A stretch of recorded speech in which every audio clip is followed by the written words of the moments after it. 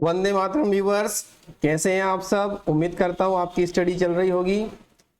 आज की इस वीडियो में हम एक रियल पेपर लेकर आए हैं जो कि बीकॉम फर्स्ट ईयर का पेपर है, जो कि जीवाजी यूनिवर्सिटी ग्वालियर का एग्ज़ाम हुआ था जो।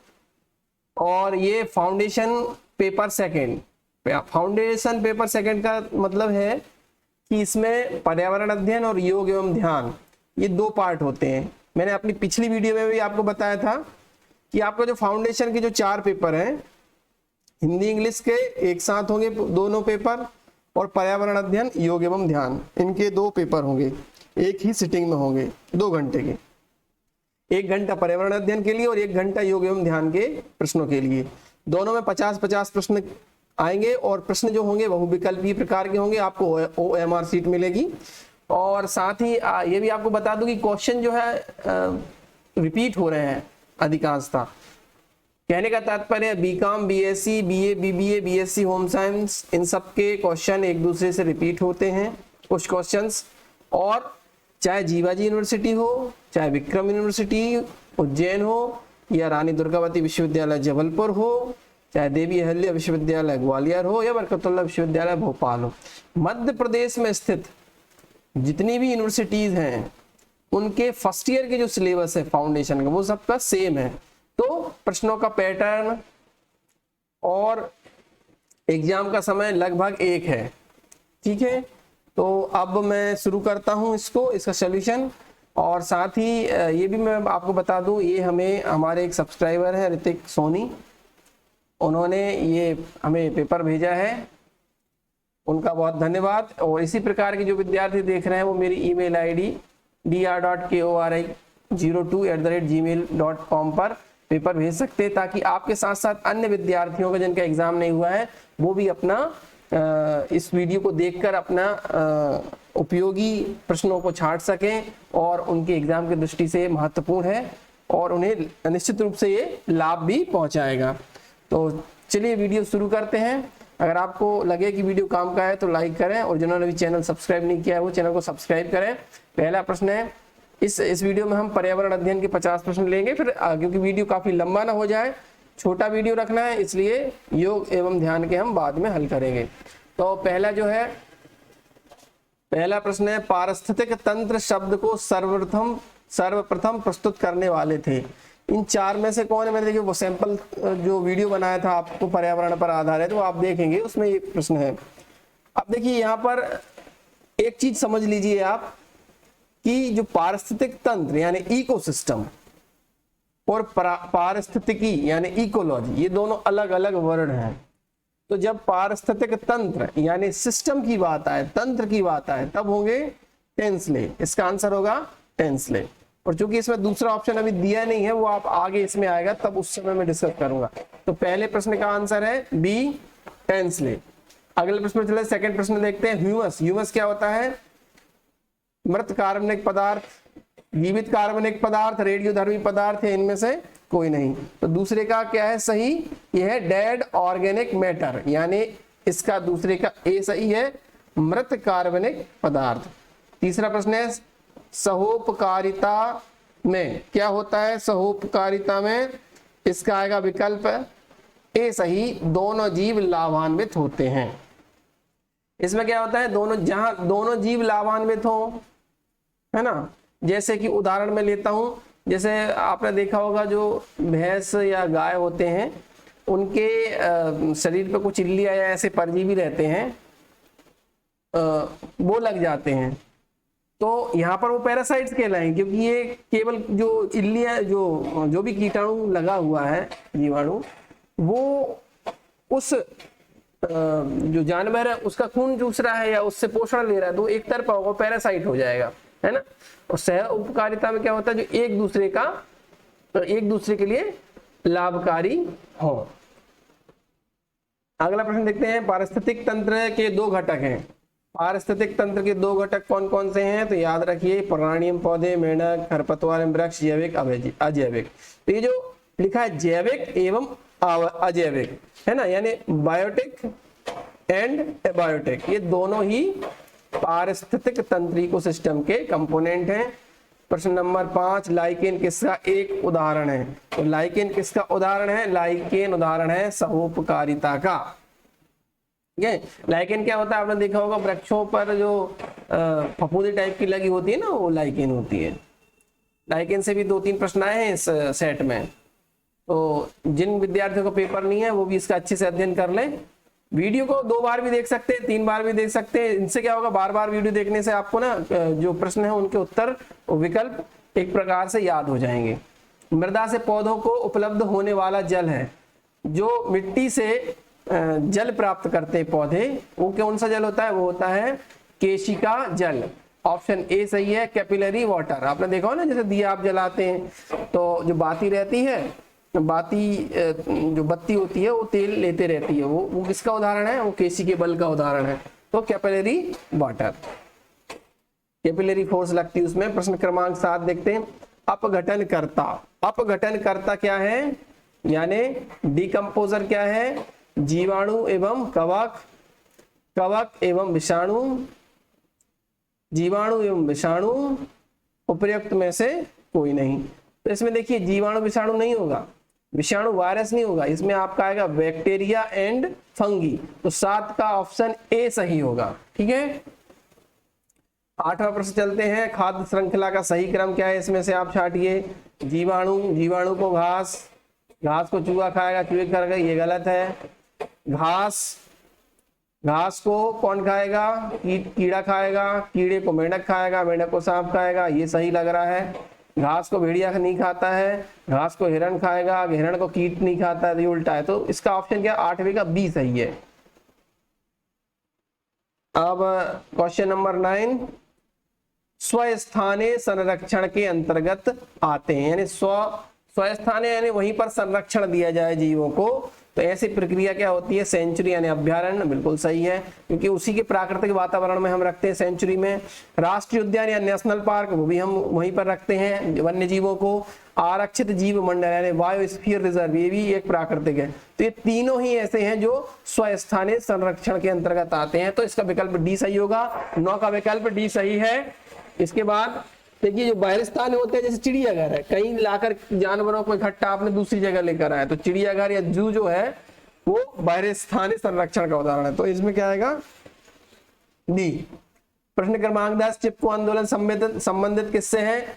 जल संरक्षण से, वन संरक्षण से, मृदा संरक्षण से, वन्य जीव संरक्षण से। तो वन संरक्षण से ये चिपको आंदोलन संबंधित है। चिपको आंदोलन के नेतृत्वकर्ता श्री सुंदरलाल बहुगुणा जी थे। 11 प्रश्न है, भारत का राष्ट्रीय पशु, बहुत आसान प्रश्न है ना, लेकिन यहाँ विकल्प देखिए, बब्बर, शेर या बाघ नहीं। इसमें अगर कंफ्यूजन हो तो हमेशा क्या कीजिए, आप इंग्लिश वाला देख लीजिएगा, इसमें लिखा है टाइगर, तो बी विकल्प सही है। 11वें का विकल्प बी सही है। अगला प्रश्न है, निम्नलिखित में से कौन सी वस्तु प्राणी उत्पाद नहीं है? देखिए, प्राणी उत्पाद नहीं है, फर यानी बाय प्रोडक्ट नहीं है एनिमल का। तो फर जो है, फर क्या होते हैं? यानी जो बाल होते हैं एनिमल के, चाहे बिल्ली हो, कुत्ते हो, इनके बाल है ना, तो फर एक उत्पाद है। लाख क्या है?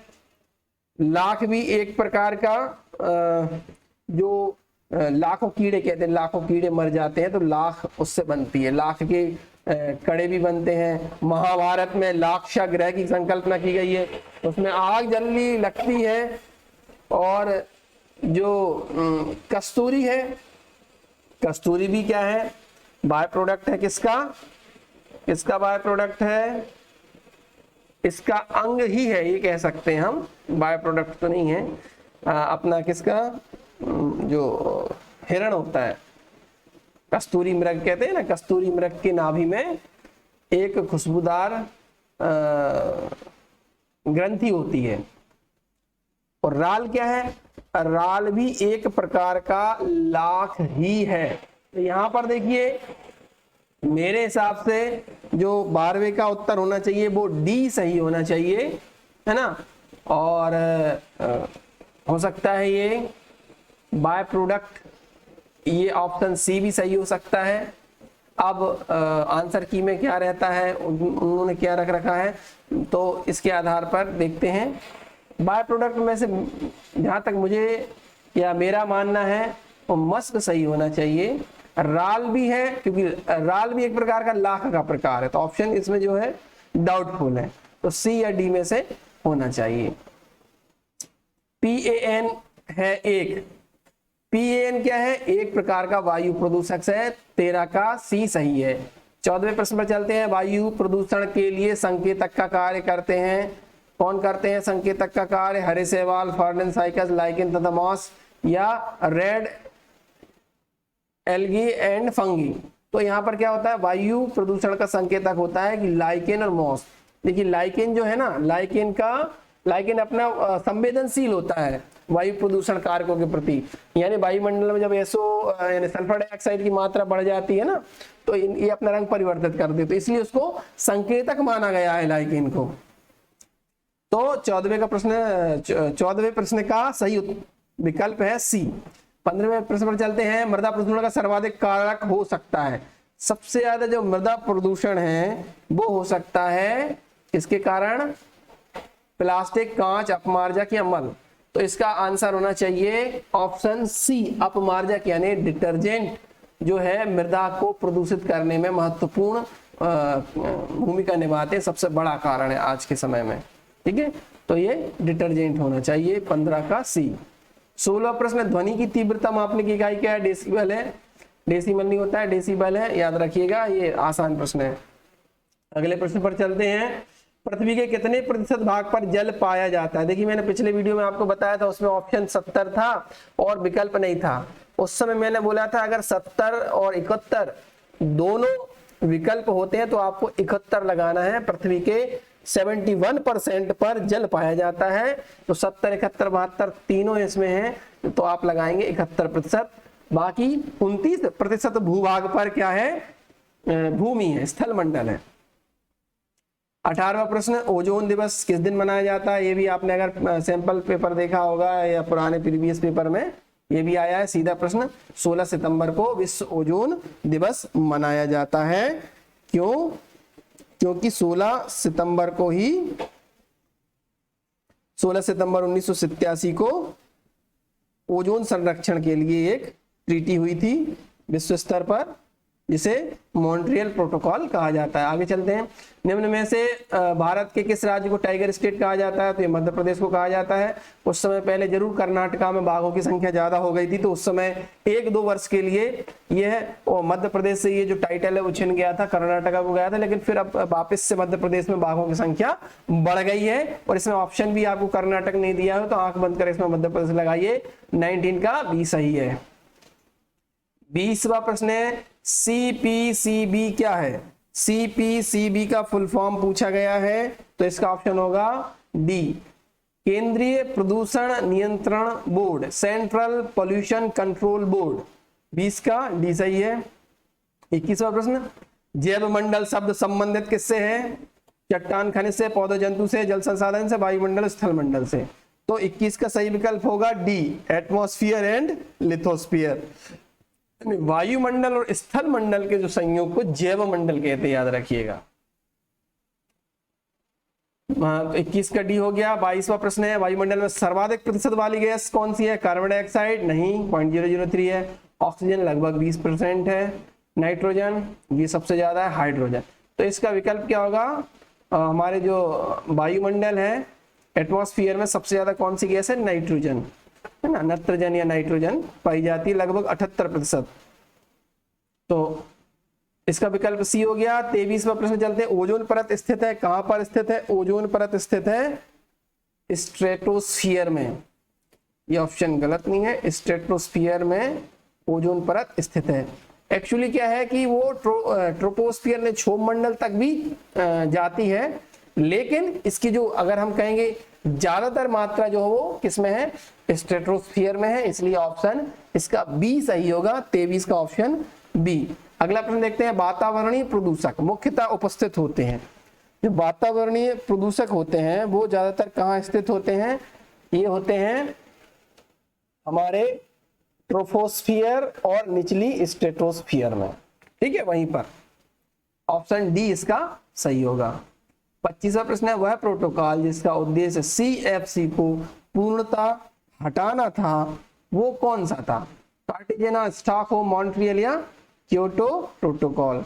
तो इसका सही विकल्प क्या है? 25 का सही विकल्प है मॉन्ट्रियल प्रोटोकॉल, इसका सही विकल्प है, जो कि सीएफसी को पूरी तरह हटाने के लिए उद्देश्य था। सीएफसी क्यों? क्योंकि जो क्लोरोफ्लोरोकार्बन जिसे सीएफसी कहा गया है, ये ओजोन परत का सबसे बड़ा क्या करता है? क्षरण करता है। सबसे ज्यादा नुकसान सीएफसी से पाया जाता है, और सीएफसी आपके रेफ्रिजरेटर जो है एसी चलते हैं उनसे सबसे ज्यादा सीएफसी निकलता है।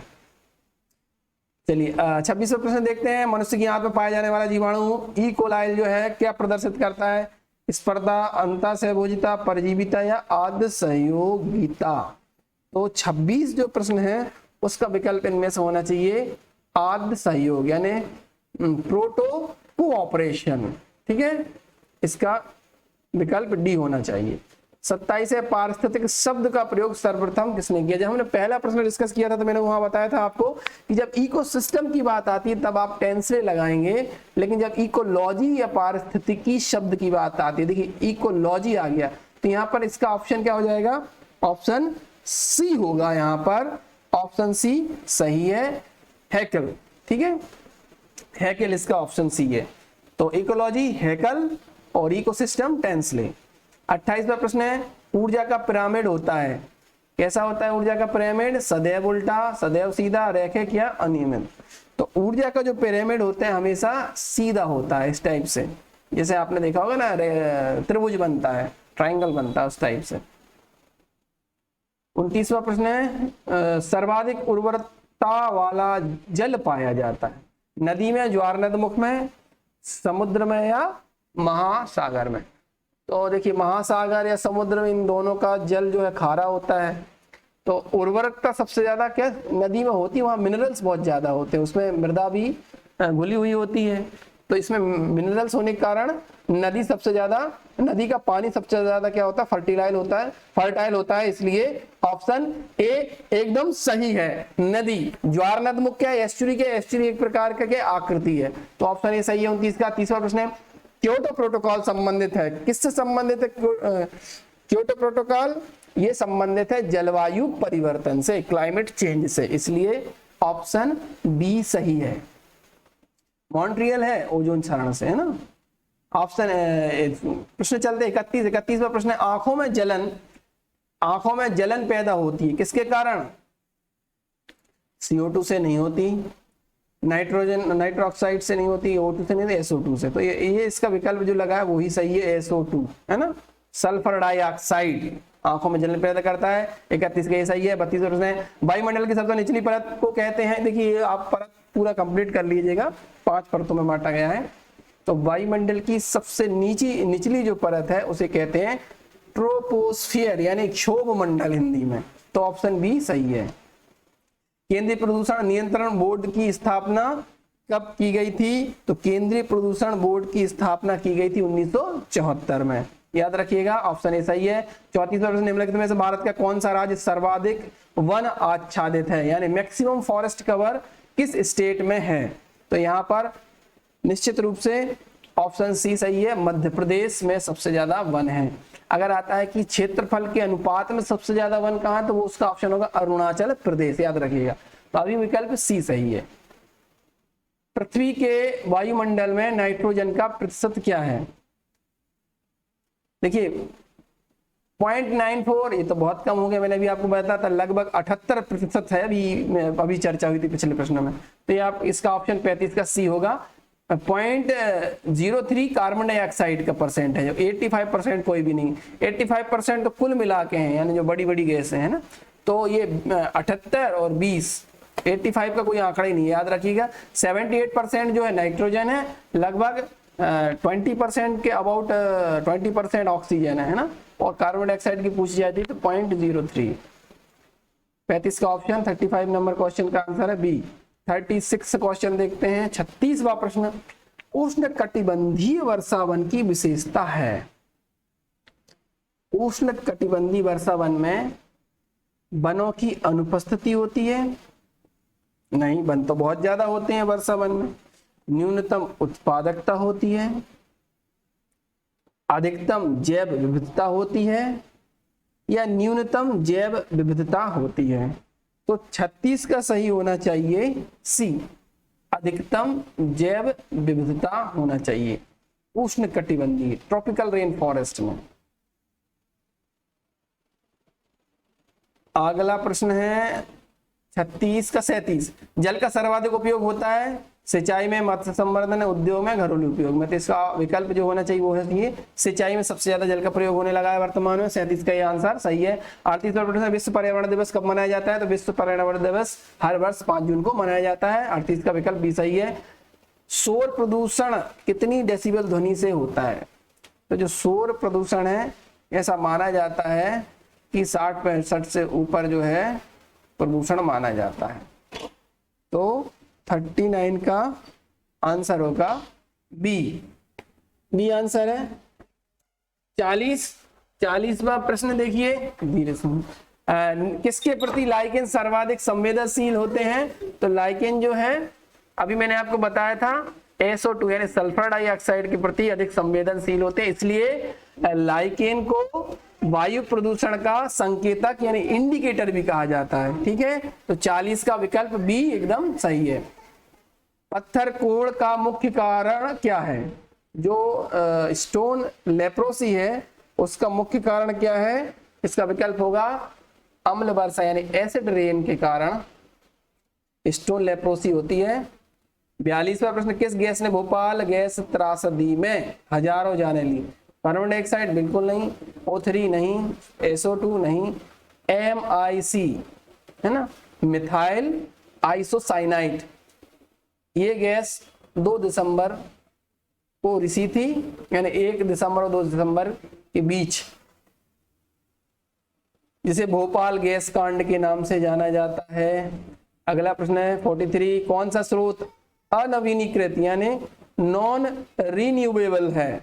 तो यहाँ पर निश्चित रूप से पेट्रोल जो है जो खत्म हो जाते हैं वो नॉन रिन्यूएबल, जिसे हम दोबारा उपयोग नहीं कर सकते। सोलर का उपयोग कर सकते हैं, वन काटेंगे लगा देंगे, वाइल्ड लाइफ में जीवन मरण चलता रहता है। तो पेट्रोल ऐसा खत्म हो जाएगा तो दोबारा नहीं आता, इसीलिए इसको नॉन रिन्यूएबल कहा गया है।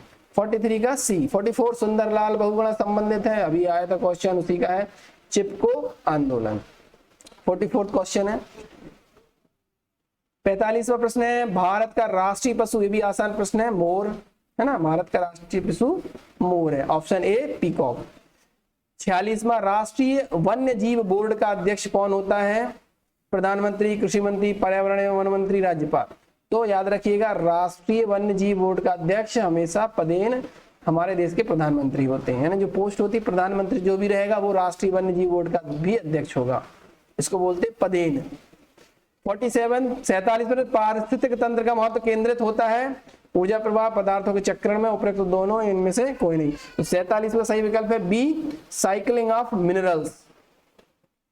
48 है, जीवाणु और कवकों के अतिरिक्त जो जीव कार्बनिक पदार्थों को खाते हैं वो क्या कहलाते हैं? 48वां प्रश्न है, इसका आंसर होना चाहिए डेट्रीवोर बी। अब इसमें देखिए जीवाणु और कवक, organism other than bacteria and fungi which feed upon dead organic matter. तो एक डेट्रीवोर भी हो सकता है और डिकम्पोजर भी हो सकता है, इसमें स्टार है, लेकिन दिए गए विकल्पों में से सही विकल्प, सटीक विकल्प भी होना चाहिए। किसी वन में संख्या का पिरामिड कैसा होता है? उल्टा, सीधा, रैखिक, अनियमित। तो ये जो ऑप्शन ए है इनवर्टेड, वो इसका सही विकल्प है 49 का ए है ना, इनवर्टेड। किस जीवोम की भूमि अम्लीय तथा अल्प खनिज पदार्थ वाली होती है?